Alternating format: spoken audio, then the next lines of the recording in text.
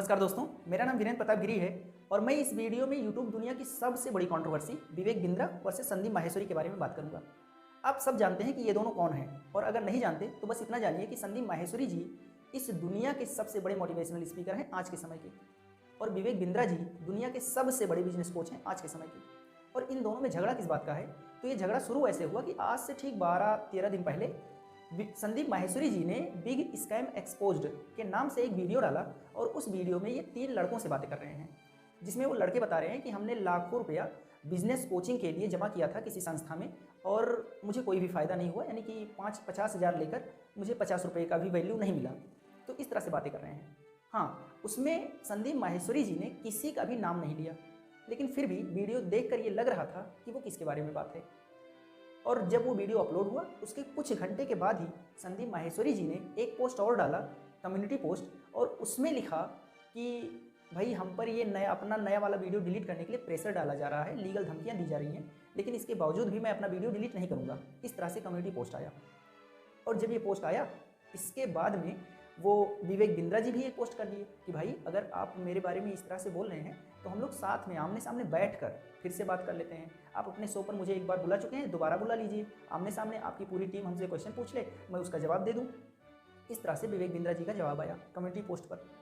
इसके बाद में स्टॉप स्कैम बिजनेस के नाम से एक वीडियो और आ गया संदीप माहेश्वरी जी का।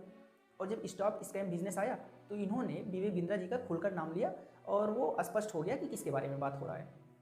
और जब ये वीडियो आया इसके बाद विवेक बिंद्रा जी ने एक बिगेस्ट कंट्रोवर्सी और बिगेस्ट ऐसे कुछ मतलब बहुत सारा उसमें लिखा था थंबनेल में, और इस तरह का एक वीडियो और डाल दिया। उसमें विवेक बिंद्रा जी ने सारे सवालों का जवाब देने का प्रयास किया और बहुत सारी बातें बताई उसमें। तो इस तरह से अच्छा कहा उसमें भी, वीडियो में भी विवेक बिंद्रा जी ने कहा कि हम दोनों आमने सामने बात कर सकते हैं और फिर क्या मामला है, स्कैम कैसे है, कहाँ से है, तो इस तरह से बहुत सारे सवाल खड़ा किए। और विवेक बिंद्रा जी ने यह भी कहा कि संदीप भाई आप भी तो अपना 20 रुपये का फ़ोटो 20 हज़ार का बेचते हैं, तो इस तरह के बहुत सारे सवाल खड़ा किए।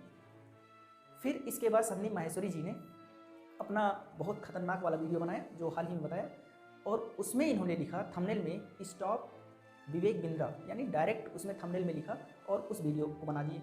और वीडियो में वो पूरा आरबीआई का रिपोर्ट लेकर आ गए, बहुत सारे सबूत दिए उसमें कि किस तरह से विवेक बिंद्रा जी का बिजनेस स्कैम बिजनेस है। उसमें बहुत सारे प्रूफ दिए, बहुत सारी बातें रखी। फिर इन्होंने संदीप माहेश्वरी जी ने अपनी भी सफाई दी कि भाई मैं जो फ़ोटो बेचता हूँ वो बहुत बड़े बड़े लोगों को बेचता हूँ जो अरबों खरबों में कमाते हैं, करोड़ों में कमाते हैं, तो उनको अगर मैं 50 हज़ार में बेच रहा हूँ तो क्या दिक्कत है। और आप तो छोटे छोटे बच्चों से बेच रहे हैं अपना कोर्स, जो स्टूडेंट्स हैं जो अपने घर वालों से पैसा लेते हैं उन्हें बेच रहे हैं और उन्हें अधिक दामों में बेच रहे हैं। और मैं क्या करता हूँ, मैं तो भाई जो बड़े बड़े बिजनेसमैन हैं जो करोड़ों रुपए में हैं, अब उन्हें अगर मैं महंगे में बेच रहा हूँ, 50 हज़ार में बेच रहा हूँ, तो क्या दिक्कत है। तो इस तरह से बहुत सारी बातें कही और सबसे लास्ट में घोषणा की कि स्टॉप स्कैम बिजनेस, ये हैशटैग पूरे सोशल मीडिया पर हर जगह वायरल होना चाहिए और हर जगह ट्रेंडिंग में चलना चाहिए, इस तरह से कह दिया।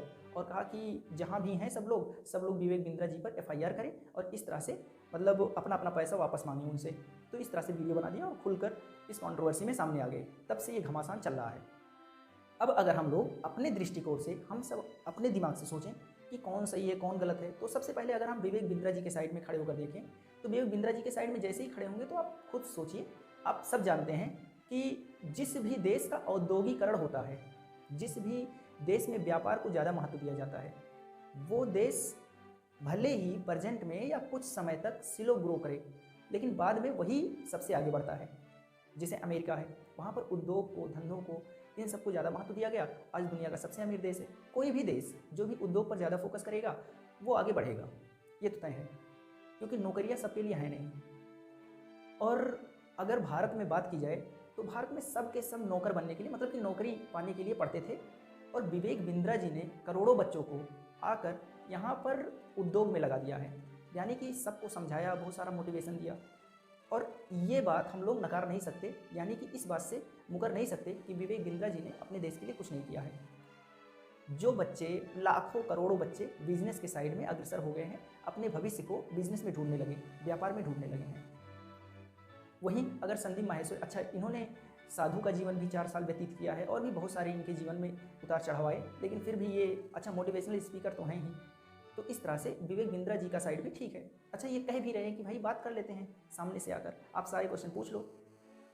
तो एक सवाल ये खड़ा हो सकता है कि भाई संदीप जी को क्या दिक्कत है कि सामने नहीं बुला रहे हैं, सामने से बात नहीं कर रहे हैं। अब अगर हम लोग संदीप माहेश्वरी जी के साइड से देखें तो संदीप माहेश्वरी जी भी अपनी जगह पर ठीक हैं। भाई इन्होंने ठान रखा है कि हम केवल लोगों के लिए काम करेंगे। एक आदमी नाराज़ हो जाए वो चलेगा, लेकिन दुनिया के इतने जो सामान्य लोग हैं उनका नुकसान ना होने पाए। अगर विवेक बिंद्रा जी कोई स्कैम नहीं कर रहे हैं, कुछ भी नहीं कर रहे हैं, तो उन्हें डरने की ज़रूरत ही नहीं है। और अगर कहीं भी स्कैम हो रहा है, कहीं पर भी बिजनेस के नाम पर या इस तरह की कोचिंग के नाम पर अगर पैसा लूटा जा रहा है तो उसको बंद होना ही चाहिए। तो संदीप माहेश्वरी जी इस वजह से ये वाला चला रहे हैं, ऐसा उनका कहना है। और दूसरी चीज़, संदीप माहेश्वरी जी भी मोटिवेशनल स्पीकर हैं, विवेक बिंद्रा जी भी मोटिवेशनल स्पीकर हैं। अगर दोनों के मोटिवेशनल स्पीकर्स हैं, इनकी बातों की अगर तुलना की जाए तो संदीप माहेश्वरी जी गहरे मोटिवेशनल स्पीकर हैं। मतलब कि इनकी जो बातें होती हैं वो किसी भी बिंदु को लेकर गहराई में जाकर बातें की हुई होती हैं। मेरा भी अपना खुद का मानना है कि मोटिवेशन जो आता है ना, वो ऊपर से इसे पंप भरने से नहीं आता। जैसे किसी को एवरेस्ट पर चढ़ना है तो आप कहे आप कर सकते हैं, ये कर सकते हैं, वो कर सकते हैं, आप चढ़ सकते हैं इस पर, तो ऐसा कहने से कोई एवरेस्ट पर नहीं चढ़ जाएगा। लेकिन अगर उसकी परिस्थितियों को समझाया जाए कि आपके जीवन में ये परिस्थिति है, उसको गहराई से अगर समझाया जाए तो जो मोटिवेशन आता है वो अस्थायी होता है, वो ज़्यादा टिकाऊ होता है।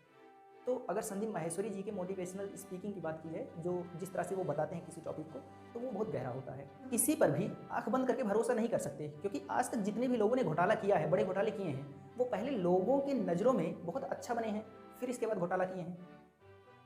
तो किसी का क्या भरोसा। तो अगर संदीप माहेश्वरी जी ऐसा कर रहे हैं तो अगर विवेक बिंद्रा जी ठीक हैं तो उन्हें कुछ होगा ही नहीं, और अगर गलत हैं तो फिर क्यों नहीं बंद होना चाहिए किसी भी बिजनेस को। कोई भी जो लूट खसूट कर रहा हो, लोगों का पैसा मार रहा हो, वो बंद होना ही चाहिए। अच्छा, दूसरी बात, अगर विवेक बिंद्रा जी के साइड में खड़े होकर देखें तो फिर ऐसे तो वो कोचिंग चलाते हैं, बिजनेस करने का कोचिंग देते हैं।